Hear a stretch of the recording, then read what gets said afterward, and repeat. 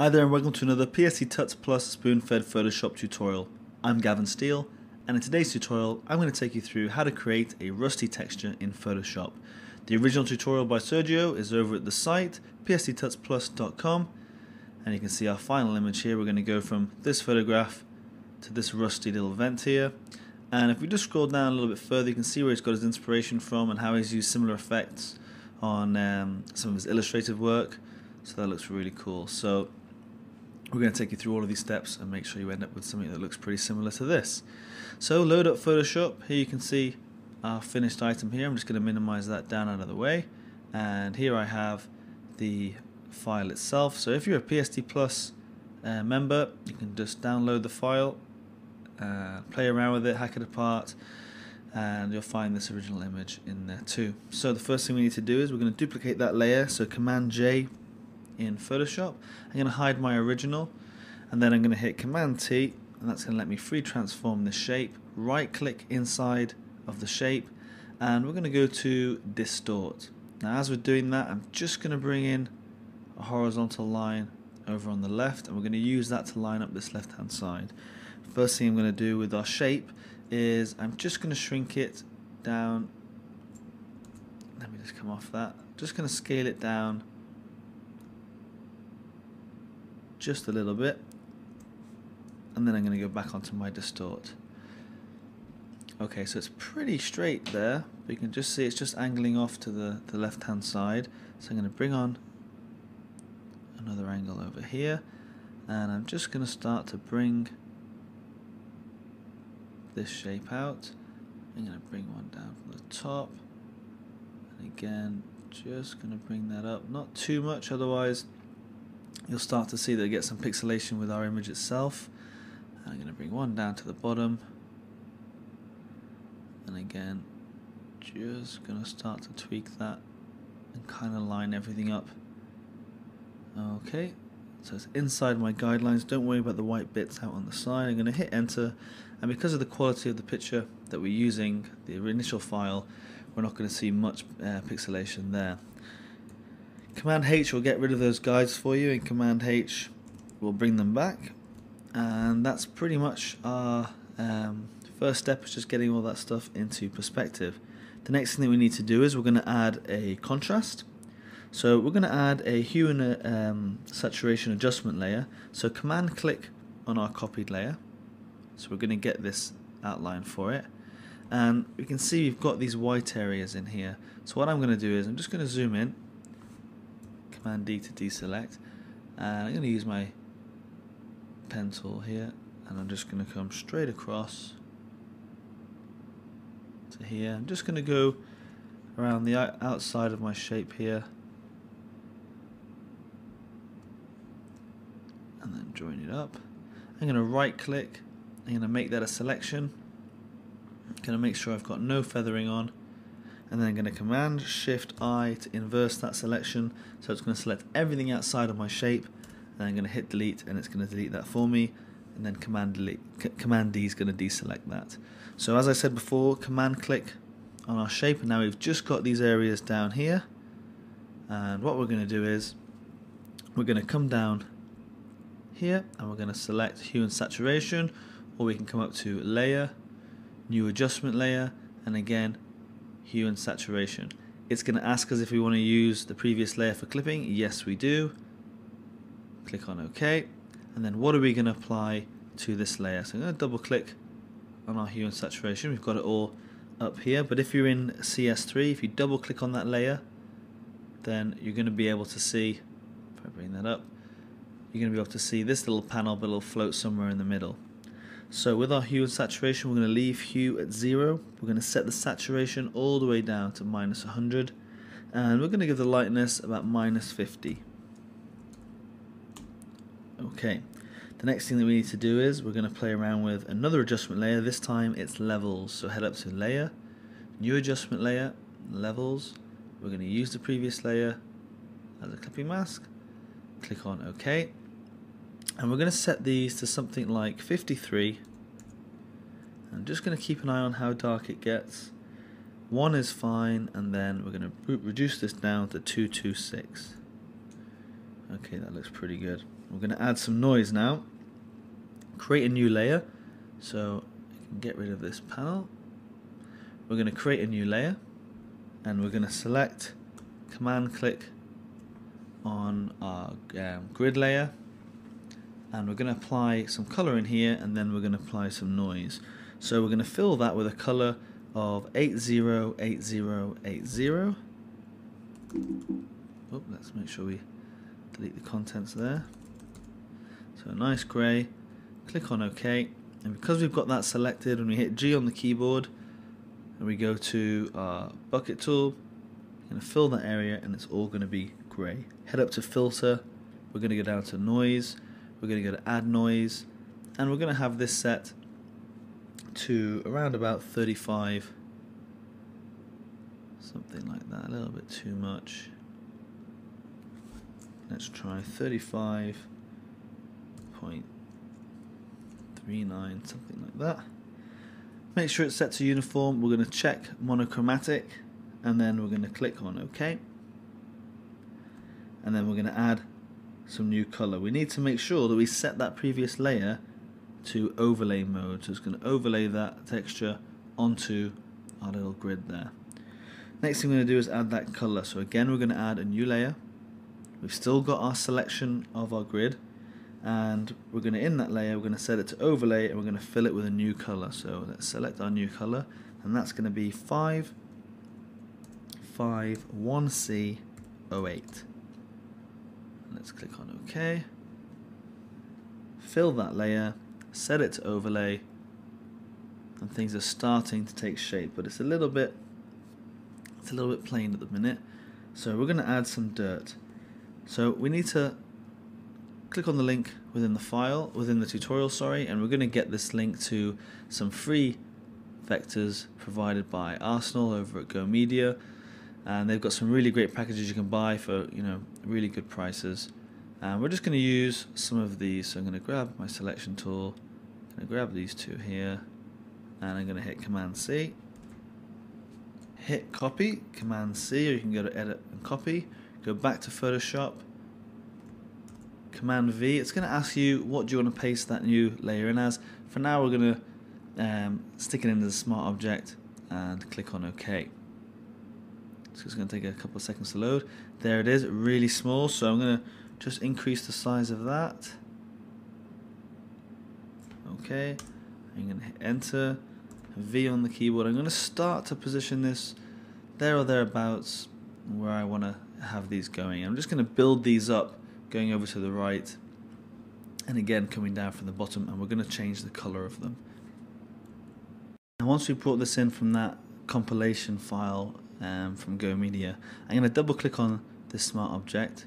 I'm going to get a little message here, just going to click on OK, and it's going to bring up a new tab, and we should be able to find, if we just move over, that we've isolated those two little scratch marks. And then what we can do is we can just grab that shape, come over to our color guides over here, and we can find, make that red, that's a bit pink.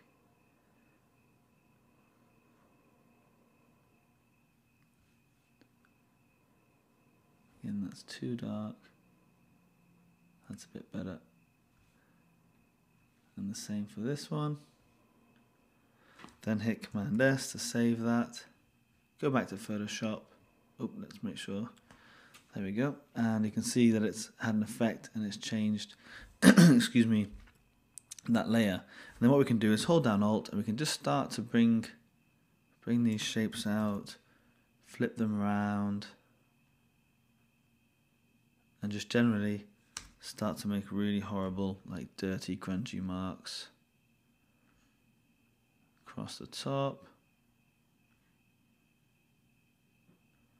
Don't worry about this area up here, I'm going to clip that off a little bit later.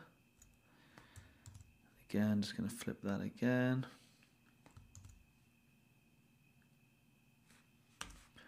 Just move that over.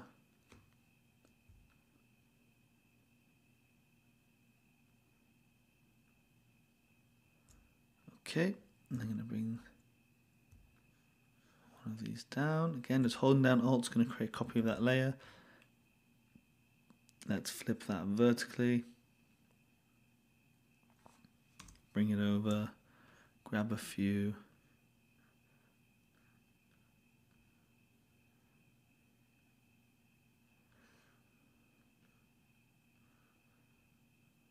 Like so.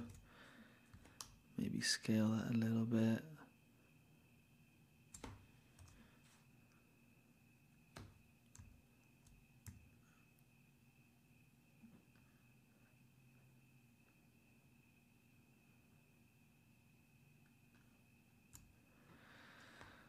Okay. Then let's grab that whole load.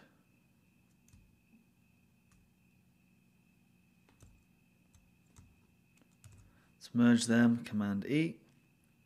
Again, Command click on our grid, Command Shift I to inverse our selection. We've still got this layer done. Hit delete, Command deselect, and we've just trimmed that down. And then we can go into our burn and dodge tool, and again we can set our midtones or our highlights, and we can just start to play around with this. Let's increase the size of the brush a bit, bring the exposure down, just build this up.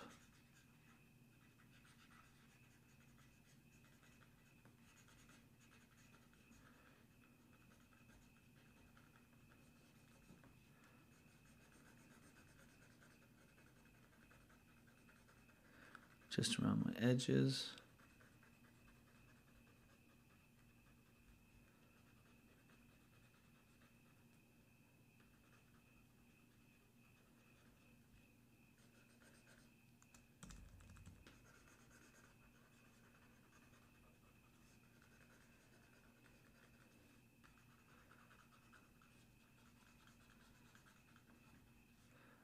Let's go in and burn tool. Add some darker areas.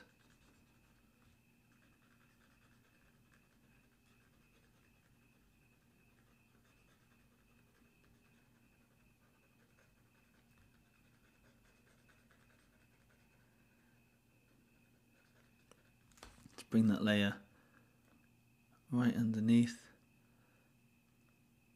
And let's set that to overlay as well. And we can really start to see, if I just zoom in, we're really getting a good effect here of just dirty stains, different highlights just popping out. This area here is quite nice, we've got a nice little breakup. Down here it's all dark and dingy. These nice little grid, little highlights across here. And then up at the top could even look like a bit of blood or something like that. And again, just play around with that technique until you get the final, final image or final kind of finish that you're looking for. And you will find the more that you play around with it, the better you're going to understand all the different tools that are used. I'm just going to bring down the opacity on that layer right down, and then just slowly bring it back.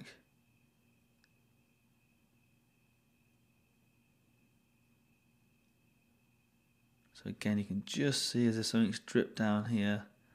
The edges are nice and darkened, and I think that looks pretty good. So I'm at about 83%. Just have a look, a couple of percent either way. That looks pretty good. So yeah, about 80% for me. That looks pretty good. Next thing we're going to do is we're going to add some noise exactly the same way as we did before. Going to create a new layer, and we're going to go up to command click on our grid layer. We're going to go back to that grey color, which was 808080. Click on OK. G on the keyboard to get our bucket tool up. Let's fill that layer. And then we're going to go up to filter. We're going to go to noise, add noise, same amount, that's fine. All the same settings as before, but this time what we're going to do is we're going to go back up to filter and we're going to add a Gaussian blur. So filter, blur, and Gaussian blur. Now, we want to set this to about 1.2, so I'm just going to move it to the side, bring that down, and just start to see how much detail we're losing. 1.6 is okay. I'm going to click on OK, and again we're going to set that layer to overlay as well. And it might make it too dark. We can just bring the opacity down, just lighten up. But all the time, we're just adding just a little bit more dirt, another layer of dirt, and a bit more texture to our final object. Okay, we're going to add a new layer style because it's a little bit dark. So we're going to go up to Layer, New Adjustment Layer, and we're going to play around with our levels. So click on OK. And we're going to set that to 0 is fine. We're going to increase this to 1.23. And last setting we're going to set to 139. Okay, and now it's too light almost, but that's okay. It's just a bit monochromatic at the minute, a bit monochrome. So we're going to play around with some color balance as well, but on this layer I'm just going to bring the opacity right down and then just slowly bring up the opacity of that adjustment layer until you get something. I mean, you might be happy with it all the way up here, looking like maybe fresh blood splattering, but I'm just going to decrease that down like so. Then I'm going to go back up to Layer, New Adjustment Layer, and this time we're going to go for color balance. And again, we're going to set our color balance. We're going to set our midtones to 0, 0, and then -20. And then set the highlights. We're going to set them to -10, 23, and 19. Okay, so we're adding a bit more color in there. And again, we can bring down the opacity of that layer. Bring it right down. And I'm just going to grab these two layers here, and I'm going to move these underneath as well. And we can start to see that we've got a few more oranges coming in there, and so on. Let's just play around with our opacity a little bit. That's pretty good. Let's grab this one.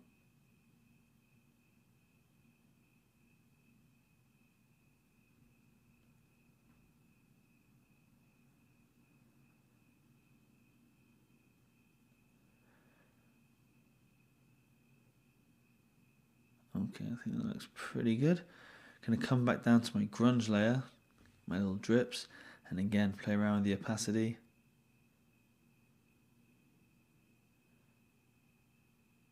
That looks pretty good to me. Either looks like something's dripping in, so you could put this on the floor somewhere, play around with perspective, maybe have a puddle of blood coming in or something like that, or something's tried to get in here. That looks pretty good. Okay, we can add more stains, so I'm going to duplicate this layer, just going to drag it down here. Just going to scale it.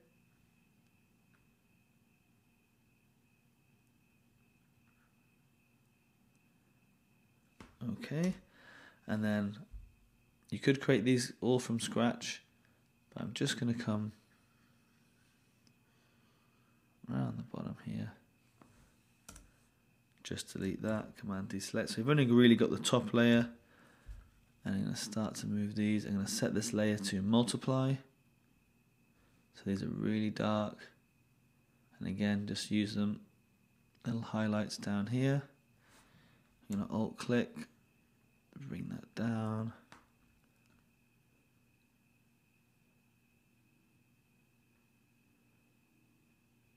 Like so. Grab my eraser tool and just get rid of these bits. They don't really interest me up here. And now we've got some more drips coming down the bottom. Again, we can Command click on our grid here, Command Shift I, and then still on that new layer, hit delete and we'll lose these bottom bits just to keep everything nice and tidy as that's dripping down. And that's the tutorial. So it's a real quick and easy way to create a really nice grungy effect on this grill here. Do check it out. Do check out how it's been used on the site. over at Soft Factory. Check out all of their work, it's really good. A link to the file that's used in the tutorial, and I hope you enjoyed that. I've been Gavin Steele, taking you through how to create a rusty texture in Photoshop, created by Sergio for psdtutsplus.com.